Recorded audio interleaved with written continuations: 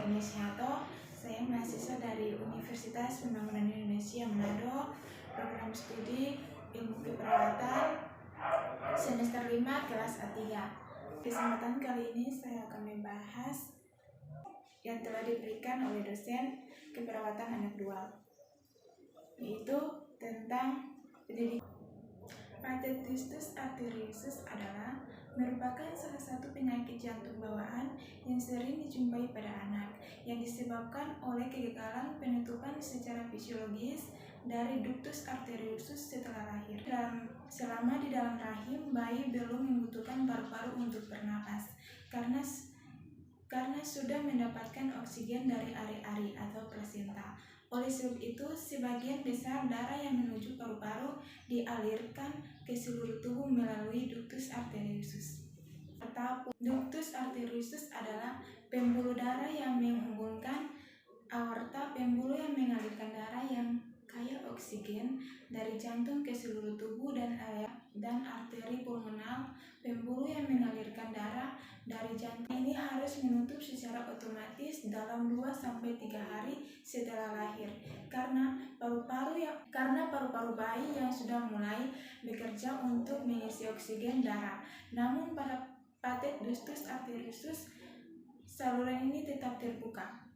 Akibat darah pada penderita PDA menjadi minim oksigen. Penyebab faktor risiko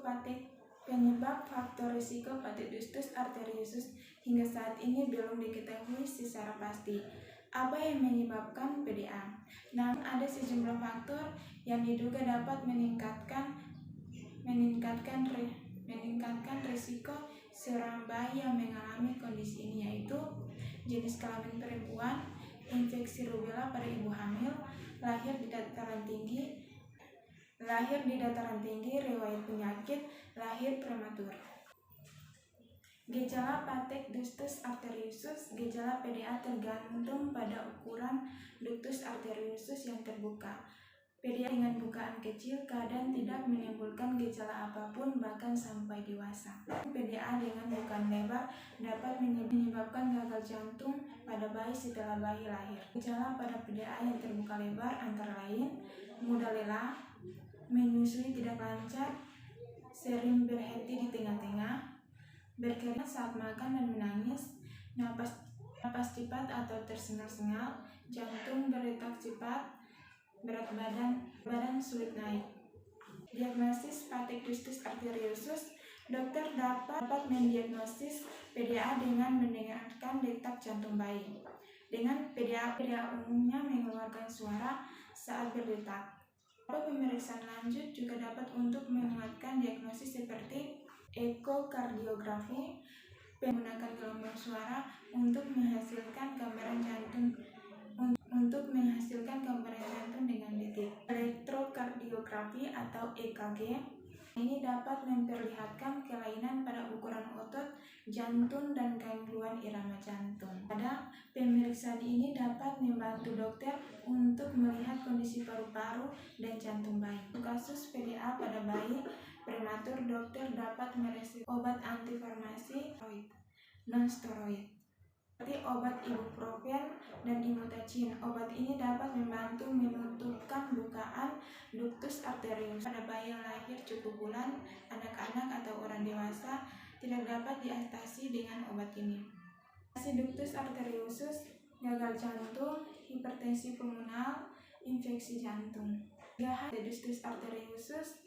Pathetitis arteriosus tidak selalu dapat dicegah, namun ada beberapa cara yang dapat dilakukan ibu hamil untuk menurunkan risiko bayi terserang penyakit ini, yaitu mengonsumsi makanan kaya nutrisi termasuk suplemen vitamin yang mengandung asam folat, menghindari rokok, minuman beralkohol dan nafsa, menjalani vaksinasi sebelum kehamilan untuk mencegah infeksi, gula darah tetap terkendali, mencegah stres dengan baik, berolahraga secara teratur. Alasan pendidikan kesehatan mengenai ductus arteriosus pada anak. Mohon maaf jika ada kesalahan kata saat menjelaskan. Semoga bisa bermanfaat bagi kita semua. Terima kasih. Nah, di kesempatan kali ini bukan saja saya menjelaskan pendidikan kesehatan mengenai ductus arteriosus pada anak, namun saya mau mengajak kepada teman-teman atau adik-adik yang sudah lulus SMA atau SMK yang ingin melanjutkan pendidikan pada saat ini bergabung bersama kami di kampus Universitas Pembangunan Indonesia Manado. Di dalamnya ada 6 fakultas. Yang pertama, Fakultas Keperawatan, Fakultas Pertanian, Fakultas Hukum, Fakultas Teknik, Fakultas Ilmu Sosial dan Politik, Fakultas Sastra.